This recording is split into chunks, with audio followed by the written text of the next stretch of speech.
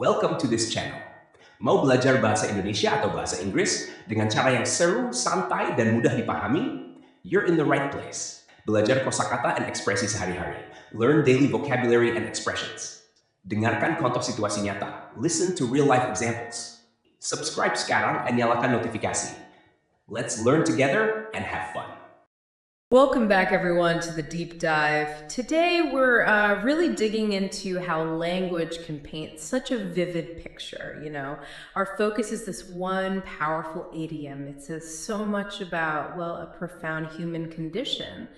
So our mission here is to unpack its meaning, get a feel for its cultural resonance, and really grasp the deeper implications. Yeah, and it's pretty remarkable, isn't it, how just a few words, like carefully chosen words, can wrap up such complex realities. I think this discussion will really show how impactful that kind of linguistic economy can be. It really does hit you immediately.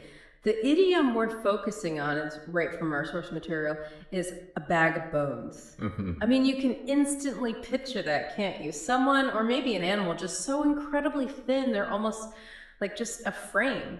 Yeah. Our source defines it pretty clearly as seseorang yang sangat kurus hingga tulangnya terlihat jelas, which translates to someone or an animal that is very thin, so their bones are clearly visible. Right. And what's really insightful here, I think, it isn't just the visual itself, but it's how this really stark image, it's almost unflinching.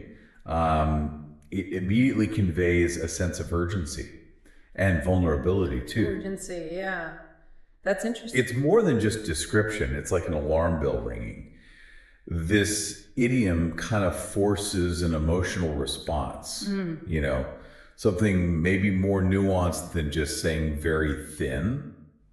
It reflects a sort of cultural understanding that this kind of extreme thinness is almost always a sign of distress, not usually a physical ideal or something like that. That's a really powerful point about language condensing complex ideas. And yeah, this idiom is a perfect example of that economy.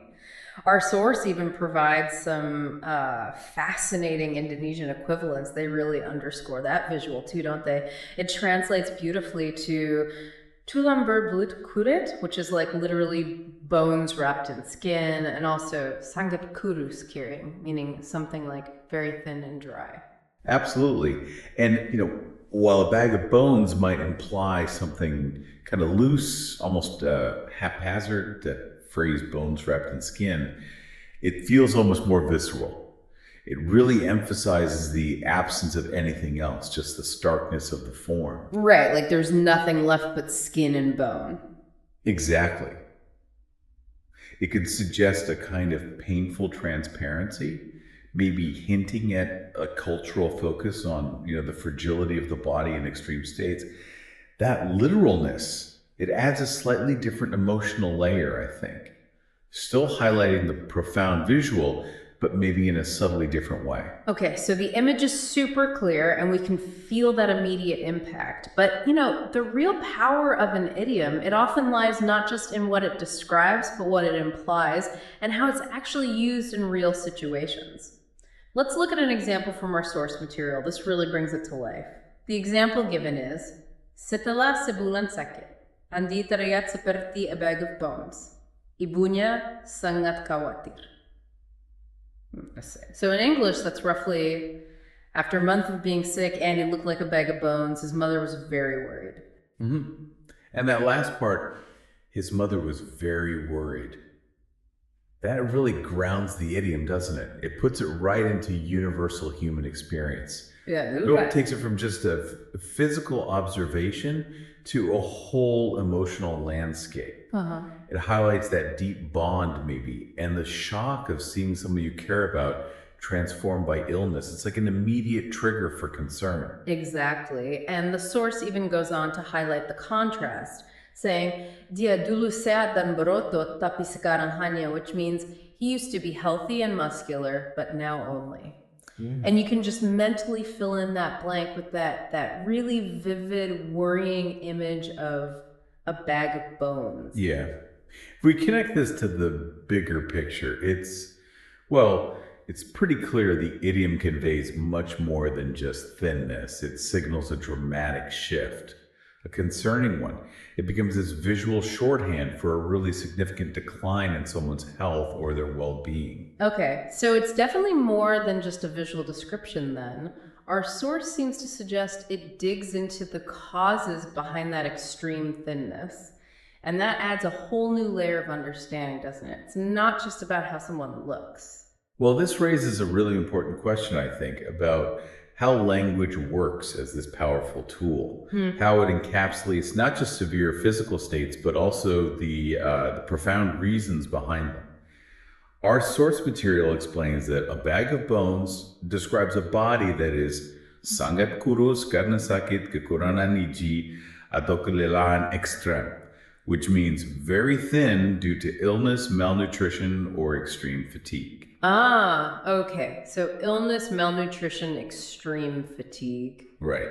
And the source emphasizes that the person tampakanya terdiri dari tulang-tulang saja, essentially they appear to consist only of bones. That link, between the physical state and these really severe underlying conditions, that feels crucial. It's like a shortcut, isn't it, to understanding a complex and often pretty distressing scenario? Precisely. And you see, in many cultures, this kind of physical wasting isn't just seen as a medical issue. It can carry quite profound social, emotional, or sometimes even symbolic weight. The fact that such a stark idiom is even used, well, it speaks to a deep societal concern for well-being and for the vulnerability of the body when it's in distress. It's like a collective recognition of hardship. And it becomes a powerful call for empathy, maybe even action, when someone is described that way. So what does this all mean for us then, wrapping this up? This deep dive into a bag of bones. It's really shown us how one simple, vivid phrase can brilliantly describe extreme thinness, usually, like you said, due to illness or malnutrition or just exhaustion. And it immediately evokes concern, highlights that stark physical change. It's a really powerful example of how language doesn't just describe something, it makes you feel it. Absolutely. Maybe a final thought for you, our listener, to ponder.